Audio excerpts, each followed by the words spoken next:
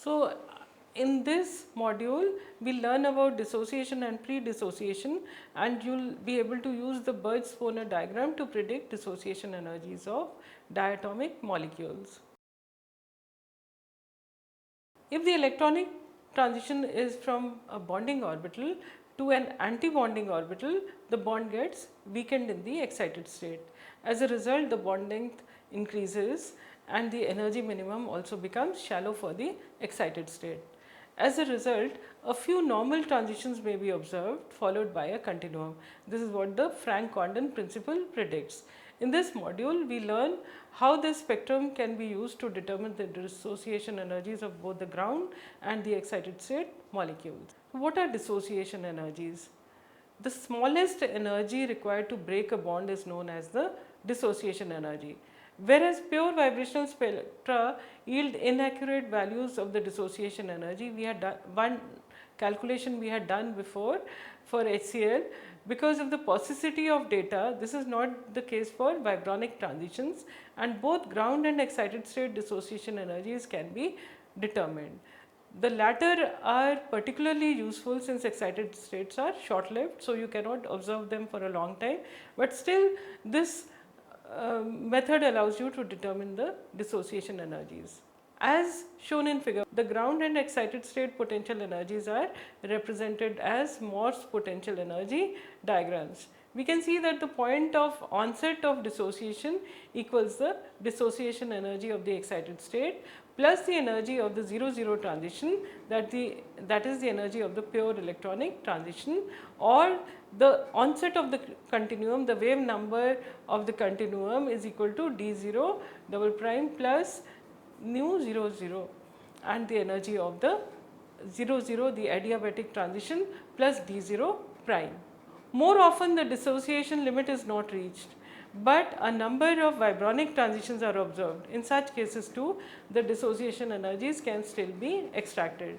The separation between adjacent lines of an anharmonic oscillator decreases with increasing vibrational quantum number until it finally becomes 0 when dissociation sets in. This we had learnt about when we were talking about vibrational spectroscopy. The spacings keep on decreasing, and when the spacing becomes 0, dissociation occurs. Use of the energy expression for an electronic transition, that is GV is equal to omega E prime V plus half minus chi E into omega E prime into V prime plus half square. It gives delta nu, that is the change in the wave number, is equal to delta G V prime plus half, which is equal to G V prime plus half plus 1 minus G V prime is equal to omega E prime minus 2 chi E prime into omega E prime into V prime plus 1. This is the equation of a straight line. If you plot delta nu bar, that is the spacing between adjacent energy levels, versus V prime plus 1, a straight line with slope equal to minus 2 chi E prime omega E prime and intercept omega E prime should be obtained. Such a plot is known as the Birch-Sponer diagram, and this is shown in figure. We have plotted the spacing between adjacent points, that is delta nu bar, and we have plotted it versus V prime plus 1. A straight line is obtained, and this has been extrapolated. Extrapolation to the x axis yields V prime max plus 1, where V prime max is the maximum value of the vibrational quantum number for the upper electronic state, from which the continuum limit can be obtained using the values of omega E prime and chi E prime obtained from the intercept and slope of the plot. So, you can get all this information from the Birch-Sponer plot. Otherwise, what you can do is you can rearrange equation and set delta nu bar equal to 0, because this is what happens at the dissociation, and this gives V max double prime is equal to 1 by 2 chi E prime minus 1. This is equal to minus intercept by slope minus 1, and application of equation yields the continuum limit from which the dissociation energy d 0 prime of the upper electronic state can be obtained. or the expression for the spectroscopic dissociation energy of the anharmonic oscillator, that is dE prime is equal to omega E prime by 2 chi E prime is equal to intercept square divided by 2 into slope, can be used. The thermochemical dissociation energy, which is D0 prime, can be obtained from the expression dE prime is equal to D0 prime plus half omega E prime minus 1 by 4 chi E prime omega E prime. The following worked example will help you understand the procedure. Now, this data was obtained for the electronic spectrum of the BRO radical, and you are required to calculate omega E prime and omega E chi E prime for the upper state, calculate D0 prime and D0 double prime from the Birch-Sponer plot, and also compare with the values of D0 double prime using equation. So, these are all the data. The V prime, V double prime bands are given and the wave numbers are also given, and the solution is you plot delta nu bar versus V prime plus 1, you get a straight line whose slope turns out to be minus 15.914 centimeter inverse and its intercept is equal to 508.53 centimeter inverse. So, that means that omega E prime is equal to 508.53 centimeter inverse and omega E prime chi E prime is equal to 15.914 divided by 2, and this is equal to 7.957 centimeter inverse, and from which you can obtain chi E prime is equal to minus 7.957 by 508.53, and this gives you 0.015647. The maximum value of the vibrational quantum number you can obtain by finding V max prime is equal to 1 by 2 chi E prime minus 1, and this is equal to 30.95. The next lower number vibrational quantum number is 30. So, we take the value of 30, substitute the value in equation, and what you can find is that dE prime is equal to 8108 centimeter inverse. The thermochemical dissociation energy is given by taking into account the 0 point energy. D0 prime is equal to dE prime minus half omega E prime minus 1 by 4 chi E prime omega E prime, and this gives us 7855 centimeter inverse.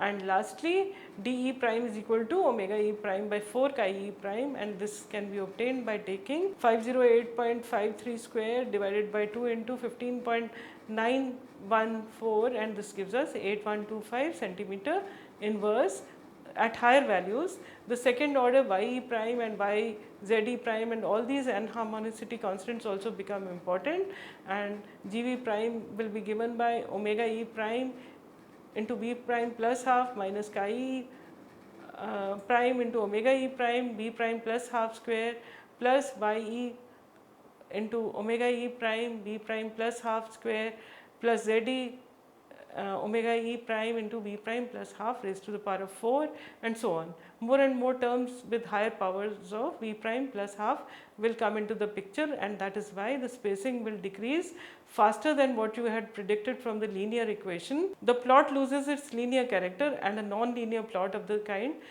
shown here is obtained, which you can again extrapolate, and this is the Birch-Sponer plot in figure for the case where second and higher order terms in the anharmonicity become significant. In such a case too, extrapolation yields V prime max plus 1. However, since the simple energy expression 2 cannot be used now because we do not know the values of YE prime and ZE prime, we cannot obtain the continuum band limit like this. We have to use an alternative method to find the dissociation energy. You can recognize that the sum of all these energy separations equals the dissociation energy, because we are looking at the energy separations. If you keep on adding them up, the total will give us the dissociation energy. Very many vibrational energy levels are involved, so you can replace the summation by an integral. That means if you want to find out D0 prime, what you can do is, it is actually equal to the summation of delta nu bar, and this is from V is equal to 0 to V max, but instead of that we take an integral 0 to V max and delta nu bar, and integrated over V dV. The area under the curve thus equals the dissociation energy. Alternatively, a plot of delta nu bar versus nu bar directly gives nu bar continuum. That is the point at which delta nu bar becomes 0, that is where delta nu bar crosses the x axis. The dissociation energy of the ground state can also be obtained by reference to figure. It is clear that d0 double prime is equal to nu bar, the wave number for the continuum, minus the electronic energy of the atoms, the dissociated atoms. E electronic is the excitation energy of the atom. When a ground state molecule dissociates, you will get two ground state atoms. But when an excited state molecule dissociates, you may get an excited state atom and a ground state atom, or both of them may be in excited states. The difference in the energies is the excitation energy of the atoms, and this we have illustrated with an example. In the electronic spectrum of ClO radical, the continuum starts at 38020 centimeter inverse, and the ClO radical, it dissociates in the excited state as ClO gives you Cl 2p 3/2 plus oxygen, which is in 3p 2 level, and in the ground state it gives you ClO gives you Cl 2p 3/2 and oxygen as 2d 0. So, oxygen has got excited state of the molecule.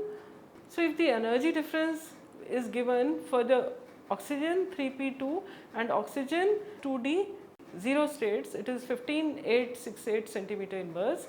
You calculate the dissociation energy of the ClO radical in the ground state and express your answer in joule. So, from equation d0 double prime is equal to the continuum wave number minus E excited for the atoms, and this gives you 38020 minus 15868, and this is equal to 22152 centimeter inverse. In joule, the dissociation energy you can obtain by multiplying by hc, the Planck's constant, multiplied by the speed of light, and since we are talking in centimeter inverse, the speed of light has to be expressed in centimeter per second. So, it is equal to, it turns out to be 265 kilojoule per mole. So, we have another case now where in some cases every transition leads to dissociation when the excited state is unbound, that is, the excited state is not a very stable state, and this is the kind of potential energy diagram for the excited state, and it is a continuous upper state, and this is called predissociation. In some cases the transitions start off normally followed by a continuum, and then the normal pattern is resumed, and this we have shown in figure. This is due to another phenomenon known as predissociation, and you can see this is what happens. The potential energy curve of the excited state may cross with an unstable state during the overlap, that is between states D to F. The molecule crosses over to the unstable electronic state and dissociation occurs. Above the crossover point, normal transitions are resumed. So, this is called predissociation, and you can see that wherever there is a crossing, then it goes over from the stable state to the unstable state and dissociation occurs, but everywhere else a proper line is observed, and this is called predissociation.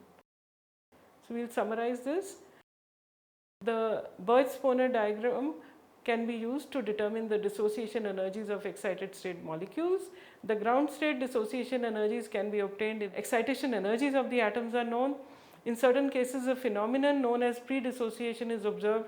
This happens when there is a crossing of potential energy curves in the excited state.